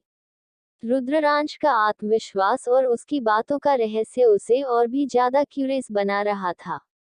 उसका मन एक साथ खुशी और डर से भर गया था। उसे समझ नहीं आ रहा था कि ये दिन किस ओर जाएगा। योजक चिन्ह। रुद्रांश और अंबिका चुपचाप कार में बैठ गए, और जैसे ही कार ने रफ्तार पकड़ी, अंबिका का दिल उम्मीद और बेचैनी से धड़कने लगा। सड़क के दोनों ओर हरियाली थी, और सुबह की ताजगी हर जगह महसूस हो रही थी। लेकिन अंबिका के मन में सवालों की झड़ी लगी हुई थी। रुद्रांश ने जो कहा था, वह उसे गहरे से प्रभावित कर रहा था। आज का दिन तुम्हारे लिए खास है। आप मुझे कहाँ ले जा रहे हैं? अंबिका ने हल्के से पूछ लिया, कोशिश करते हुए कि उसकी आवाज में कोई घबराहट न हो। रुद्रांश ने उसकी तरफ एक नजर डाली, फिर सड़क पर ध्यान केंद्रित करते हुए मुस्कुराकर कहा, तुम्हें ये पता लगाने का समय नहीं मिला, अंबिका। लेकिन मैं वादा करता हूँ, ये वह जगह है जहाँ तुम अपनी जिंदगी में एक नया अध्याय शुरू करोगी। अंबिका की आंखों में एक पल के लिए शंका उभरी, लेकिन फिर उसने खुद को शांत किया। उसे समझ में आ गया कि रुद्रांश कभी बिना कारण के कुछ नहीं करता था, और अगर उसने ऐसा किया था, तो इसका मतलब कुछ महत्वपूर्ण था। कुछ समय बाद कार एक बड़ी सी हेरिटेज हवेली के पास रुक गई। ये जगह इतनी भव्य थी कि अंबिका की आंखें खुली की खुली रह गईं। हवेली के विशाल द्वार, सुगंधित बगीचे और शानदार वास्तुकला ने उसे एक पल के लिए जैसे अपनी दुनिया से बाहर निकाल लिया। ये कहाँ है? अंबिका ने चौंकते हुए पूछा, उसका दिल तेजी से धड़क रहा था। रुद्रांश ने उसे गहरे से देखा, फिर कार से बाहर निकलते हुए कहा, ये वह जगह है जहाँ हम दोनों के लिए एक नई शुरुआत हो सकती है। यह मेरी दादी की हवेली है, और आज यहाँ पर मैं तुम्हें अपना दिल दे रहा हूँ। अंबिका ने न तो अपनी आंखों पर विश्वास किया और न ही अपने कानों पर। क्या? वह चुपचाप बुदबुदाए, आप क्या कह रहे हैं? ये सब तुम्हारे लिए है, रुद्रांश ने फिर से मुस्कुरा कर कहा। मैं चाहता हूँ कि तुम यहाँ अपना घर बना सको, जहाँ तुम खुद को पूरी तरह से पा सको। अंबिका ने थोड़ा संकोच किया, लेकिन फिर उसका दिल ऐसा कुछ महसूस कर रहा था, जो उसने कभी नहीं महसूस किया था। ये सिर्फ एक हवेली नहीं थी, यह एक नई शुरुआत, एक नया मौका था उसका और रुद्रांश का। रुद्रांश ने उसकी हाथ को धीरे से अपने हाथ में लिया, और दोनों हवेली के भीतर चले गए। अंबिका के मन में अब तक एक सवाल था, क्या वह सच में इस नए अध्याय के लिए तैयार थी? क्या वह अपनी पुरानी जिंदगी और डर को पीछे छोड़ सकती थी, और रुद्रांश के साथ इस नई शुरुआत की ओर बढ़ सकती थी? जवाब तो वक्त ही देगा, लेकिन उस पल में, हवेली के दरवाजे की ओर बढ़ते हुए, अंबिका को महसूस हुआ कि वह जिस रास्ते पर जा रही थी, वह उसे कहीं न कहीं सही डायरेक्शन में ले जाएगा। हवेली के अंदर कदम रखते ही अंबिका को एक अजीब सा एहसास हुआ। ये जगह इतनी भव्य और शांत थी, जैसे हर एक दीवार, हर एक मोड़, कुछ खास कहने के लिए तैयार था। हवेली की हवा में एक पुरानी खुशबू थी, जो उसे अतीत की याद दिला रही थी, लेकिन साथ ही वह कुछ नया भी महसूस कर रही थी। तुम इस जगह को कैसे महसूस करती हो? रुद्रांश ने एक हल्की मुस्कान के साथ अंबिका से पूछा, जबकि वे दोनों हवेली के लंबे से गलियारे में चल रहे थे। अंबिका ने कुछ पल चुप रहकर चारों ओर नजर डाली। यह बहुत सुंदर है, उसने कहा, फिर रुद्रांश की ओर देखा, लेकिन ऐसा क्या है, जो आप मुझे यहाँ ले आए? ये जगह सिर्फ ऐतिहासिक नहीं है, रुद्रांश ने उसकी बात काटते हुए कहा, यह मेरे परिवार का वादा है, एक ऐसा वादा, जो मैं तुम्हारे साथ निभाना चाहता हूँ। मुझे पता है कि तुम बहुत कुछ खो चुकी हो, लेकिन यहाँ, इस घर में, तुम्हें वह सब मिलेगा, जिसकी तुम्हें तलाश है। अंबिका के दिल में हलचल मच गई। रुद्रांश की बातें उसे न केवल चौंका रही थी, बल्कि अंदर से एक अजीब सी खुशी का एहसास भी दे रही थी। क्या आप सच में ये चाहते हैं? उसने धीरे से पूछा, उसकी आवाज में एक नई उम्मीद और अनिश्चितता थी।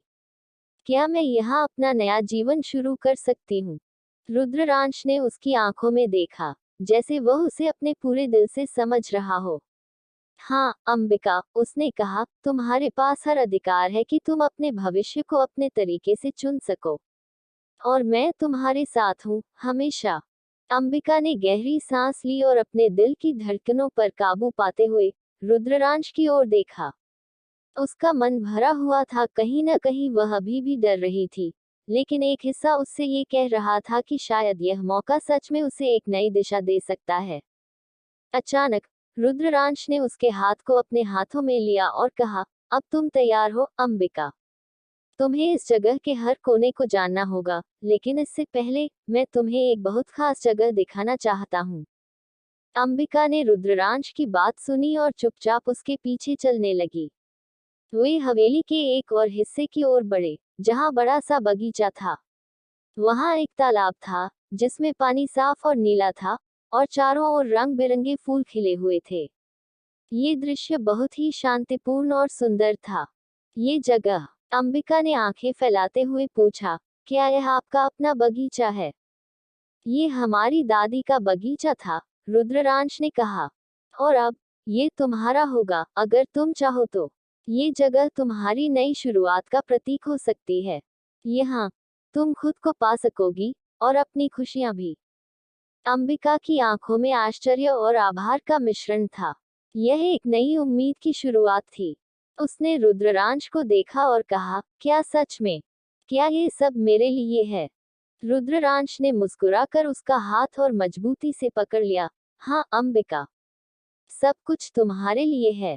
तुम जितनी ताकतवर हो उतनी ही तुम्हारी दुनिया भी।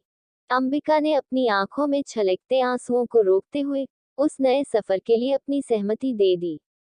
ये सब कुछ उसकी उम्मीदों से परे था, लेकिन अब वह महसूस कर रही थी कि रुद्रांश और यह जगह उसे उस खोई हुई खुशी की ओर वापस ले जा सकती है, जिसे उसने कभी खो दिया था। वे दोनों तालाब के पास खड़े थे, और अंबिका ने अपनी आंखों से उस सुंदरता को समेटते हुए अपने जीवन की नई शुरुआत की कल्पना की।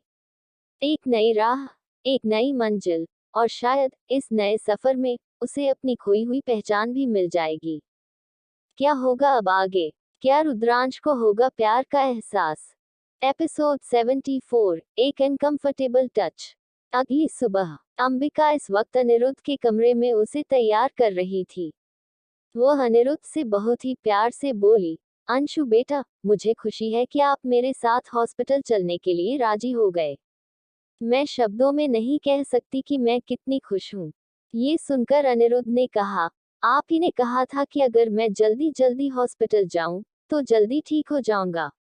अब मुझे ठीक होना है। इसके बाद मुस्कुराते हुए अंबिका ने कहा, हाँ बेटा, तुम बहुत जल्दी ठीक हो जाओगे।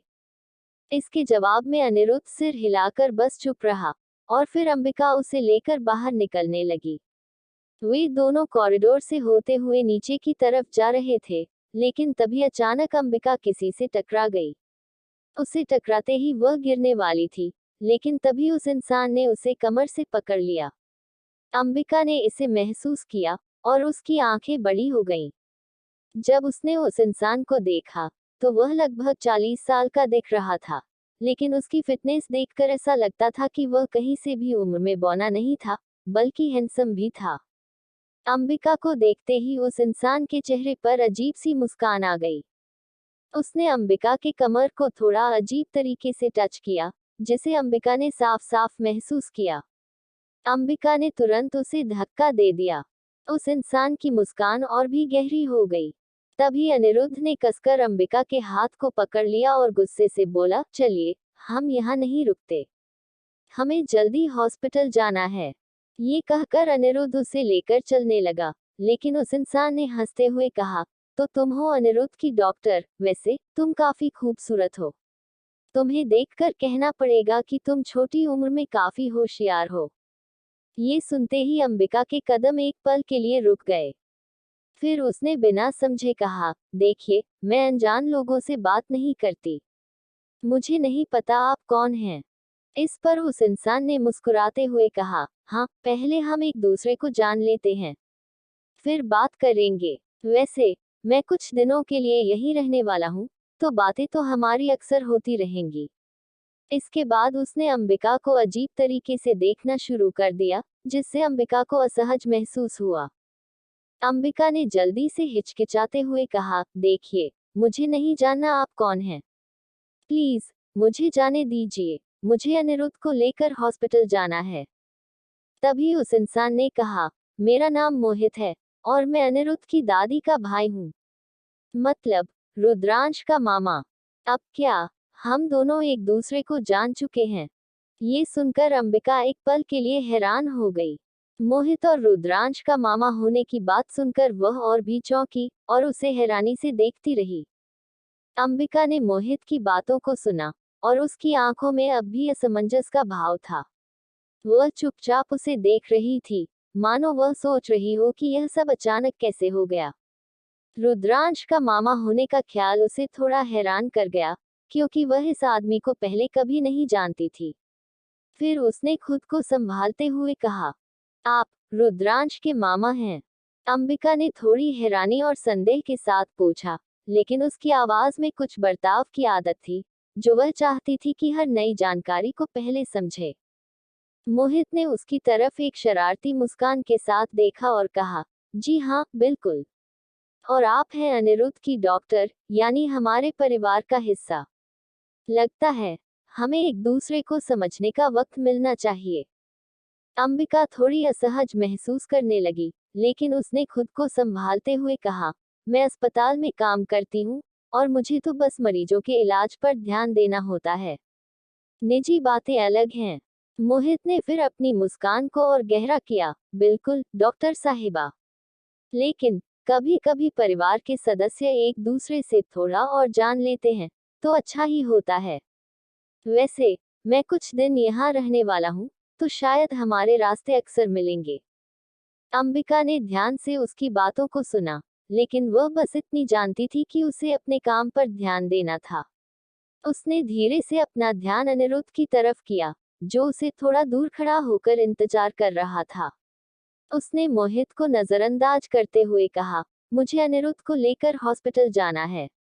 अगर आप हमसे बाद में मिलना चाहें तो हम तैयार रहेंगे। मोहित ने अंबिका के फैसले को बिना कोई और बात किए मान लिया और कहा, जैसा आप चाहें, डॉक्टर साहिबा। फिर उसने उसे जाने का इशारा किया, लेकिन उसकी आंखों में एक खुफिया योजना की झलक थी। अंबिका और अनिरुद्ध हॉस्पिटल की तरफ बढ़ने लगे, लेकिन अंबिका का मन कुछ नहीं समझ पा रहा था। वह अब भी मोहित के बारे में सोच रही थी और उसकी अजीब सी मुस्कान उसे परेशान कर रही थी। उसका दिल कह रहा था कि यह आदमी ज्यादा कुछ छिपा रहा था, लेकिन अभी उसे अपनी प्राथमिकता पर ध्यान देना था, अनिरुद्ध का इलाज। हॉस्पिटल पहुंचते ही अंबिका ने जल्दी से अनिरुद्ध को डॉक्टर के पास भेज दिया। अंबिका चुपचाप सोफे पर बैठी हुई थी, और उसके दिमाग में सिर्फ और सिर्फ मोहित का ख्याल घूम रहा था। उसे समझ नहीं आ रहा था कि आखिर मोहित ने उसके साथ ऐसा क्यों किया। मोहित का टच उसे बहुत ही ज्यादा अनकंफर्टेबल महसूस हो रहा था, और इस वजह से वह परेशान होकर खुद से बोली, आखिर मोहित ने मेरे साथ ऐसा क्यों किया? उन्होंने मुझे ऐसे टच नहीं करना चाहिए था, मुझे उनका टच बिल्कुल भी पसंद नहीं आया। ये कहते हुए वह थोड़ी देर के लिए चुप हो गई। तभी उसका फोन बजने लगा। उसने फोन उठाया और देखा कि रुद्रांश का कॉल था। उसने खुद को संभालते हुए कॉल पिक किया, और उधर से रुद्रांश की आवाज आई, अनिरुद्ध का इलाज कैसा चल रहा है? इसके जवाब में अंबिका ने एक नजर गेट की तरफ देखा और बोली, डॉक्टर अभी उसका चेकअप कर रहे हैं। रुद्रांश ने फिर पूछा, क्या तुम ठीक हो? ये सुनकर अंबिका एक पल के लिए चौंकी और बोली, क्या? मुझे क्या होगा? रुद्रांश ने कहा, तुम्हारी आवाज से लग रहा है कि शायद तुम ठीक नहीं हो। क्या हुआ है? किसी ने कुछ कहा? मेरी मम्मी या दादी ने तो नहीं? अंबिका को रुद्रांश की फिक्र महसूस हुई, और उसने कहा, नहीं, कुछ नहीं है।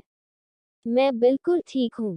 रुद्रांश ने फिर कहा, मैं तो 2 दिन के लिए बिजनेस ट्रिप पर आया हूँ, लेकिन अगर तुम्हें किसी ने कुछ कहा है तो तुम मुझे बता सकती हो। भले ही मैं दूर हूँ, लेकिन मैं तुम्हारे लिए खड़ा हो सकता हूँ। ये सुनकर अंबिका के चेहरे पर ना चाहते हुए भी एक प्यार भरी मुस्कान आ गई। उसे समझ नहीं आ रहा था कि आखिर उसे रुद्रांश की बातों का क्या जवाब दे, लेकिन उसने गहरी सांस ली और बोली, मैं बिल्कुल ठीक हूँ, मिस्टर रुद्राक्ष। आप मेरी फिक्र मत कीजिए। ये सुनकर उधर से रुद्रांश की आवाज नहीं आई, बस एक सन्नाटा छा गया, जैसे वह उसकी बातों को समझ रहा हो। अंबिका ने डॉक्टर से अनिरुद्ध का चेकअप करवाने के बाद उसे कार में बिठाया और धीरे धीरे घर की ओर चल पड़ी। आज का दिन उसके लिए बेहद खास था, क्योंकि डॉक्टर ने बताया था कि अनिरुद्ध की हालत में सुधार हो रहा है। अब उसका इलाज नॉर्मल हो चुका था और उस पर काम करने के लिए बहुत कम दवाएं दी जा रही थी। इसके अलावा अनिरुद्ध का मानसिक और शारीरिक स्वास्थ्य भी अब पहले से बेहतर था। ये सुनकर अंबिका के दिल को राहत मिली थी, और वह सोचने लगी थी कि सारी परेशानियां अब खत्म हो गई हैं। खुश हो ना? अंबिका ने अनिरुद्ध से हल्के से पूछा, जो अब पिछली सीट पर आराम से बैठा था। हाँ, बहुत खुश हूँ, अनिरुद्ध ने मुस्कुराते हुए कहा। मुझे नहीं लगता था कि मैं इतना जल्दी ठीक हो पाऊंगा।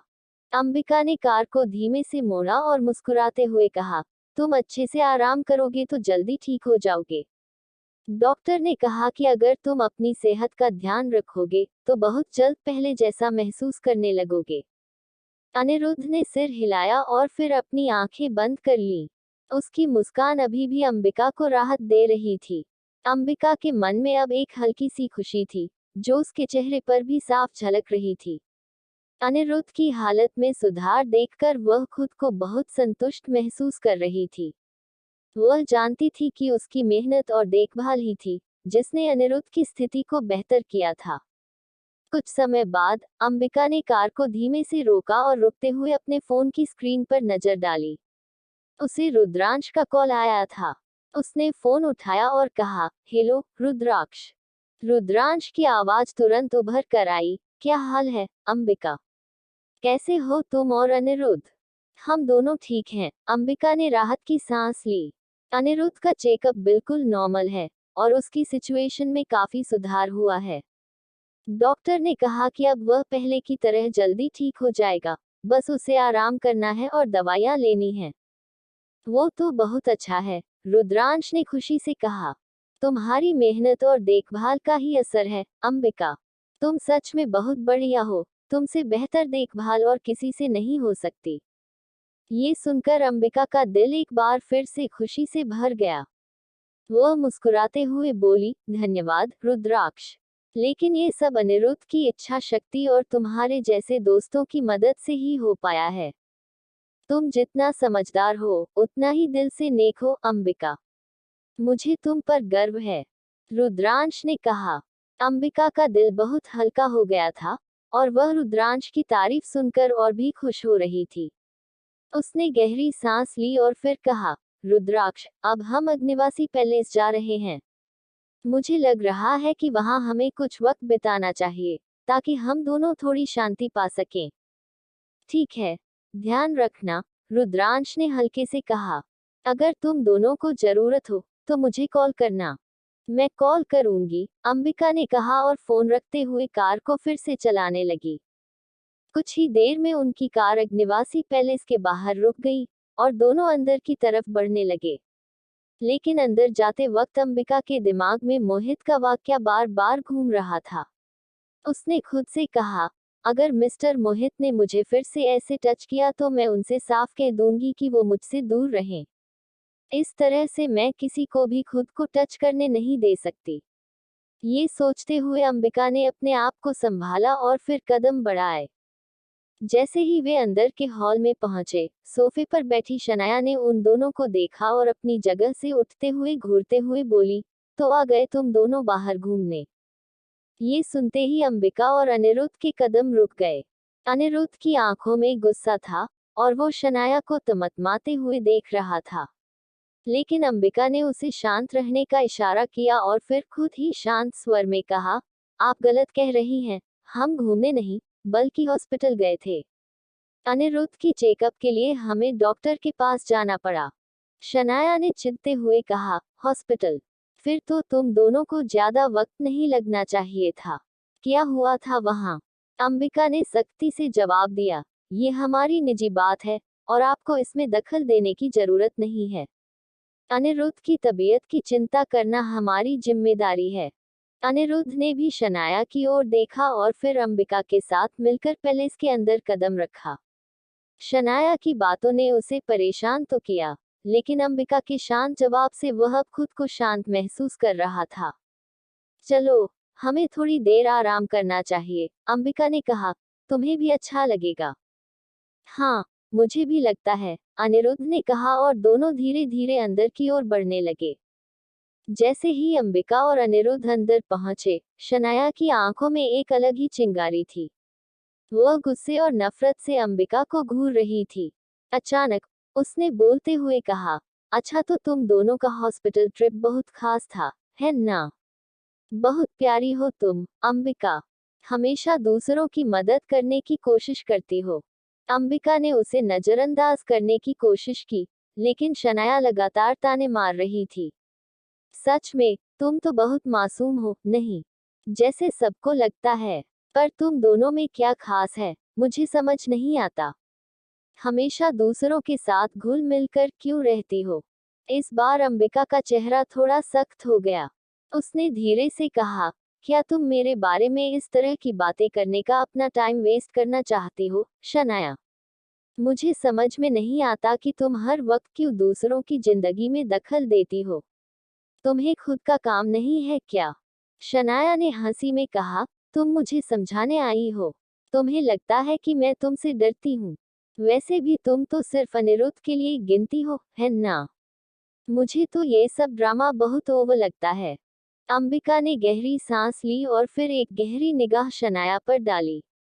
तुम्हें क्या लगता है, मैं अनिरुद्ध के लिए सिर्फ एक मददगार लड़की हूँ? मुझे लगता है तुम कभी समझ नहीं पाओगी कि मेरे और अनिरुद्ध के रिश्ते का असल मायना क्या है। और तुम सिर्फ उसे अपनी मर्जी से कंट्रोल करना चाहती हो, है ना? सोचो, क्या तुमने कभी उसका भला चाहा है या फिर सिर्फ अपनी ही ख्वाहिशें पूरी की हैं? ये सुनकर शनाया चौंकी, लेकिन फिर उसने अपने आप को संभालते हुए कहा, तुमने उसे कभी सही से जानने की कोशिश नहीं की, अंबिका। तुम तो बस एक आम लड़की की तरह उसकी देखभाल करती हो, समझी? क्या तुम समझ नहीं रही हो? अंबिका ने फिर से शांत लेकिन दृढ़ आवाज में कहा, अनिरुद्ध खुद एक समझदार इंसान है। मुझे कोई उसे बदलने की जरूरत नहीं है। और तुम्हें क्या लगता है कि तुम्हारी गंदी बातें उसे प्रभावित कर सकती हैं? तुम जितना चाहो मुझे नीचा दिखाने की कोशिश कर सकती हो, लेकिन याद रखना, मेरी और अनिरुद्ध की दोस्ती और समझ हमेशा तुमसे बहुत ऊपर है। शनाया ने तीखी मुस्कान के साथ कहा, ठीक है, देखती हूँ तुम दोनों कब तक एक दूसरे के साथ रह पाओगे। एक दिन सच्चाई सामने आ ही जाएगी। अंबिका ने गहरी सांस ली और कहा, जो भी हो, कम से कम मैं सच्ची और ईमानदार हूँ।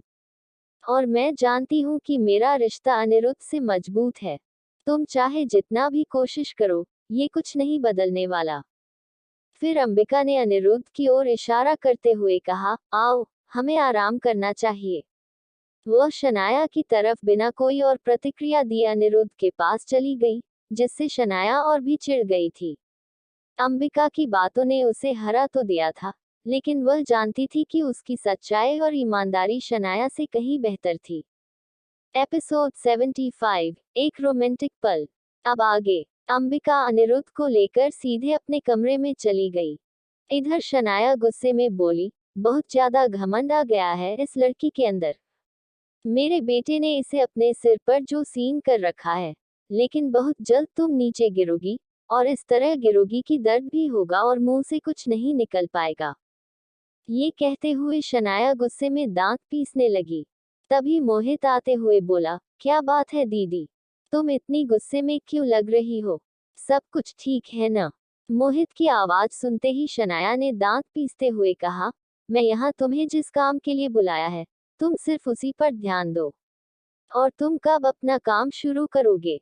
ये सुनकर मोहित ने मजाक करते हुए कहा, मैं तो आज ही आया हूँ काम से कम आज मुझे थोड़ा एंजॉय कर लेने दो। कल से काम शुरू करूंगा। ये सुनकर शनाया ने तल्खी से कहा, तुम्हें दिखाई नहीं दे रहा वह लड़की किस तरह इस घर पर राज करने जा रही है, और वह पागल लड़का भी अब ठीक हो रहा है। मैं बिल्कुल नहीं चाहती कि वे दोनों इस घर में रहें। मैं अपने बेटे की शादी एक बहुत बड़े घर में करना चाहती हूँ, जो हमारे जैसे हो। मैं नहीं चाहती कि उसकी जिंदगी में एक पागल लड़का और एक ऐसी लड़की आए। इसलिए जो मैंने बोला है, उसे जल्द से जल्द शुरू करो। ये सुनकर मोहित के चेहरे पर एक शैतानी मुस्कान आ गई, और शनाया भी शातिराना तरीके से मुस्कुराने लगी। इधर अंबिका अनिरुद्ध को बेड पर लिटाकर प्यार से बोली, अनिरुद्ध बेटा, अब आप आराम करो, मैं अभी आपके लिए अपने हाथों से कुछ हिंदी सूप बनाकर लाती हूँ। ये सुनकर अनिरुद्ध ने अपना सिर झुकाकर हामी भर दी।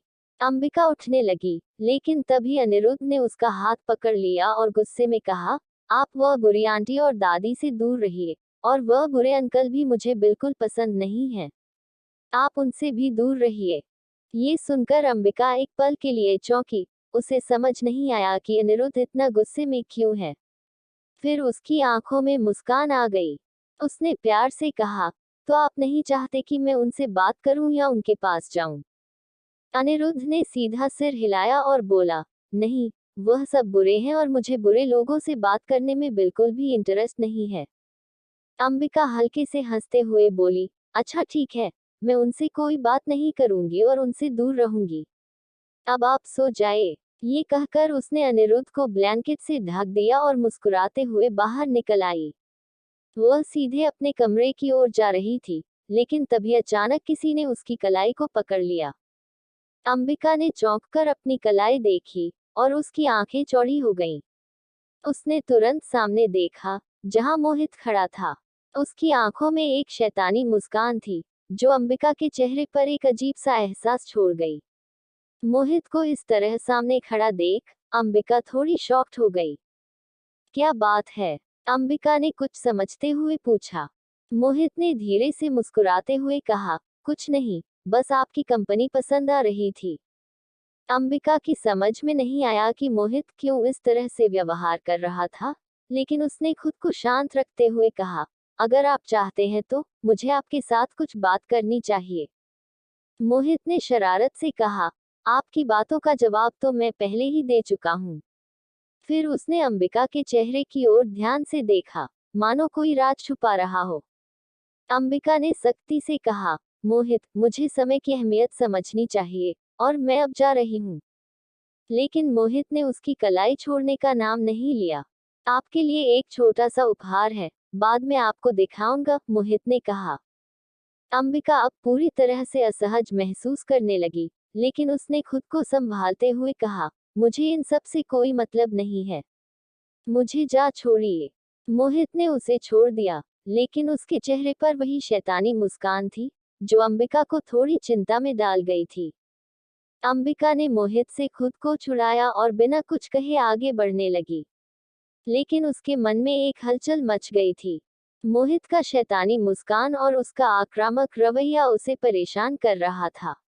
अंबिका ने खुद को समझाया कि उसे ऐसे लोगों से ज्यादा नहीं उलझना चाहिए, लेकिन मन में सवाल उठते ही जा रहे थे कि मोहित ऐसा क्यों कर रहा है।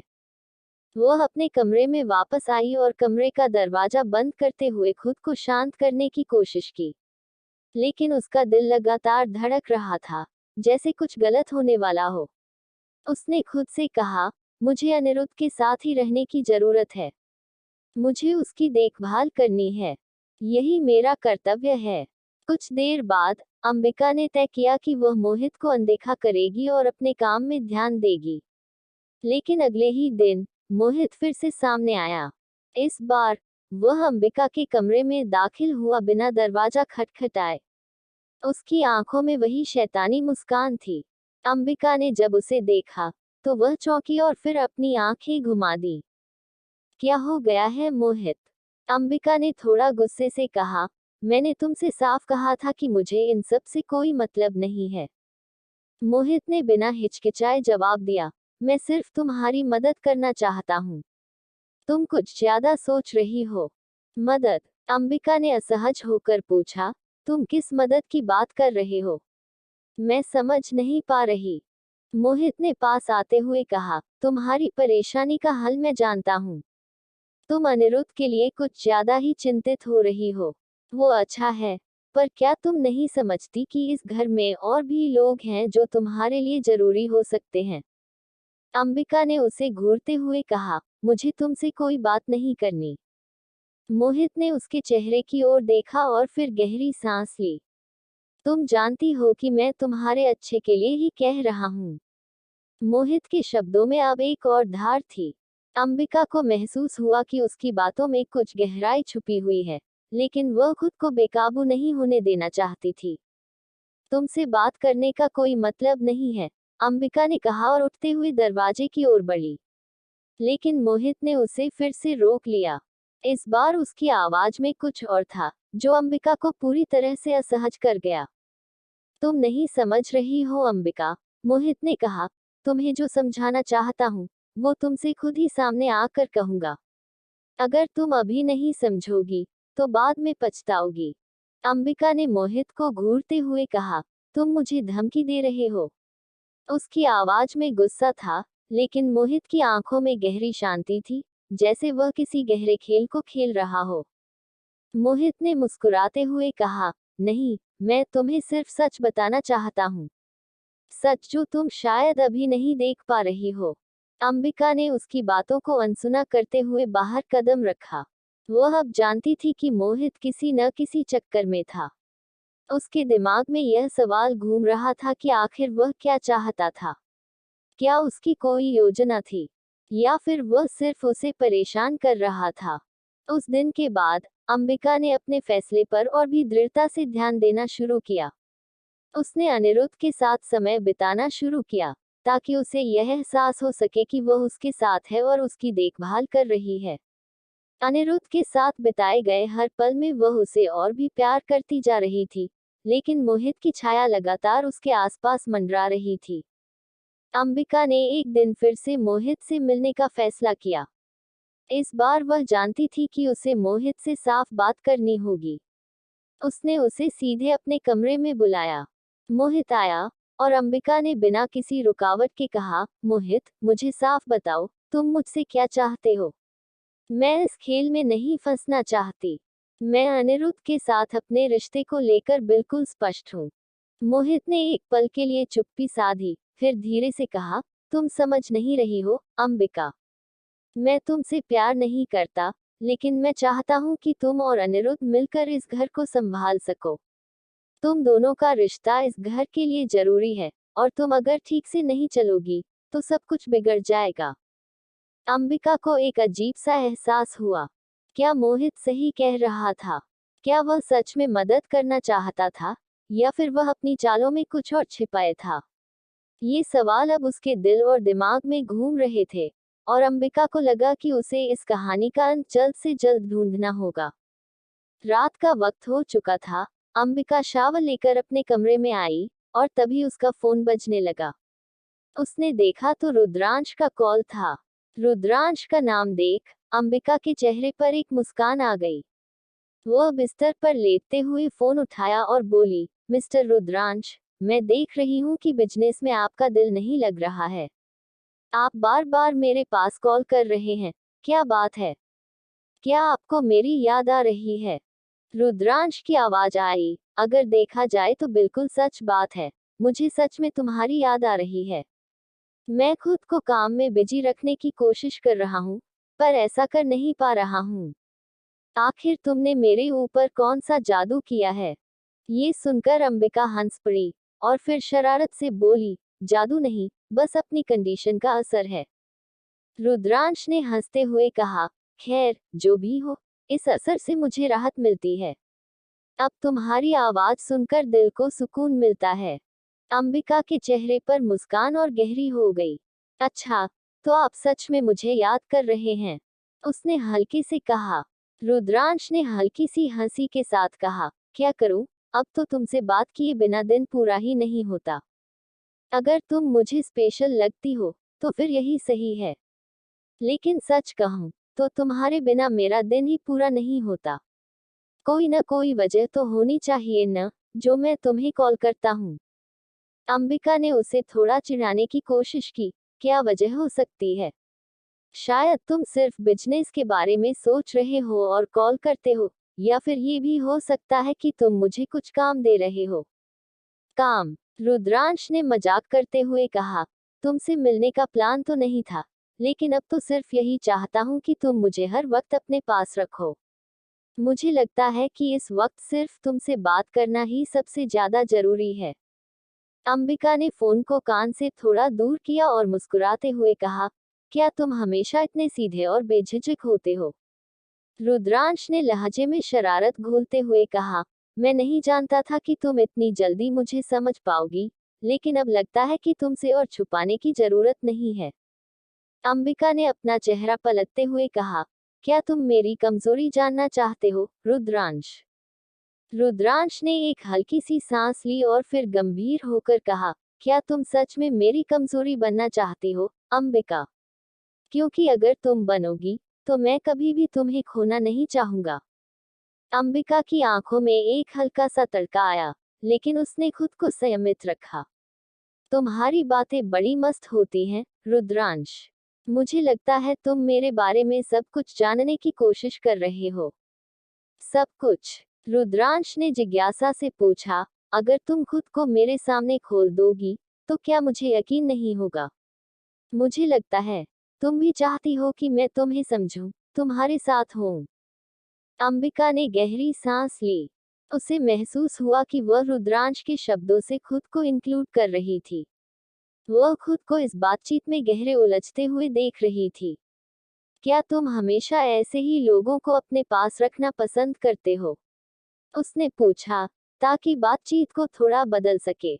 रुद्रांश ने शरारत से कहा, जब बात तुम जैसी किसी खास से हो, तो फिर क्यों नहीं? मैं तो चाहता हूँ कि तुम हमेशा मेरी कॉल्स का इंतजार करो। तो ये तुम्हारी कॉल्स मेरे लिए इंतजार का सबब बन जाएंगी। अंबिका ने हल्के से कहा, मुझे तो लगता है तुम ज्यादा ही तारीफ कर रहे हो। तारीफ नहीं, ये तो सिर्फ एक छोटी सी सच्चाई है, रुद्रांश ने कहा। तुम खुद को कितना भी सख्त दिखाओ, मैं जानता हूँ कि तुम चाहती हो कि मैं तुम्हें और भी ध्यान से देखूं। अंबिका ने कुछ देर के लिए चुप रहकर उसकी बातों का मोल लिया। रुद्रांश की बातों में कुछ ऐसा था कि वह इसे नजरअंदाज नहीं कर सकती थी। क्या तुम जानते हो, रुद्रांश, उसने धीरे से कहा, तुम्हारी बातें सुनकर मुझे लगता है कि तुम एकदम अलग हो। रुद्रांश ने इसे एक चुनौती के तौर पर लिया। मैं सिर्फ तुम्हारी चाहतों को समझना चाहता हूँ। तुमसे ज्यादा किसी और में दिलचस्पी नहीं है। मुझे लगता है कि अगर मैं तुमसे करीब रहूं, तो शायद मैं उस खास जगह पर पहुंच सकूं, जो तुम चाहती हो। अंबिका ने उसे जवाब देने से पहले गहरी सांस ली। रुद्रांश के शब्दों में एक असर था, जो उसे खुद पर काबू पाते हुए भी विचलित कर रहा था। उसने अपने दिल की आवाज को नजरअंदाज करते हुए कहा, क्या तुम मुझे ऐसे ही परेशान करने के लिए कॉल करते हो? नहीं, बिल्कुल नहीं, रुद्रांश ने कहा। मैं तो बस ये जानना चाहता हूँ कि तुम मुझसे क्या चाहती हो। अब तुम बताओ, क्या तुम्हारे दिल में मेरे लिए कोई जगह है? अंबिका का दिल धड़क रहा था, लेकिन उसने खुद को शांत रखने की कोशिश की। तुम्हारे सवालों का जवाब आसान नहीं है, रुद्रांश। तुम्हें पता है कि मुझे अपनी जिंदगी में बहुत कुछ सेट करना है, और मैं किसी को भी बिना सोचे समझे जगह नहीं दे सकती। रुद्रांश ने इसका मतलब समझते हुए कहा, मैं तुम्हारी स्थिति को समझता हूँ, लेकिन क्या तुम मानती हो कि कभी कभी दिल को समझने से ज्यादा समझदारी नहीं होती? अंबिका थोड़ी देर के लिए चुप रही। रुद्रांश के शब्दों ने उसे कहीं न कहीं महसूस कराया कि वह उससे बहुत ज्यादा जुड़ी हुई थी। मुझे कुछ वक्त दो, रुद्रांश, उसने कहा, मैं सोच रही हूँ। मैं इंतजार करूंगा, रुद्रांश ने अपनी आवाज में ठहराव बनाए रखते हुए कहा। तुमसे एक वादा करता हूँ कि जितना चाहो उतना समय मिलेगा, लेकिन जान लो, मैं तुमसे बहुत दूर नहीं जा सकता। अंबिका ने दिल में हल्के से मुस्कुराते हुए फोन रखा। लेकिन इधर दूसरी तरफ सनाया के कमरे में एक जोरदार थप्पड़ की आवाज गूंज उठी, जिसके साथ मोहित का चेहरा दूसरी तरफ झुक गया और गुस्से से हाथों की मुट्ठियां बंद हो गई। बाकी का नेक्स्ट एपिसोड हम लोग नेक्स्ट पार्ट में कवर करेंगे। अगर आप लोगों को स्टोरी थोड़ी सी भी अच्छी लगती हो तो प्लीज लाइक, सब्सक्राइब, कमेंट और शेयर जरूर करें, ताकि हमको भी मोटिवेशन मिले लिखने का। कमेंट में जरूर बताएं आपको स्टोरी कैसा लगा। Thank you.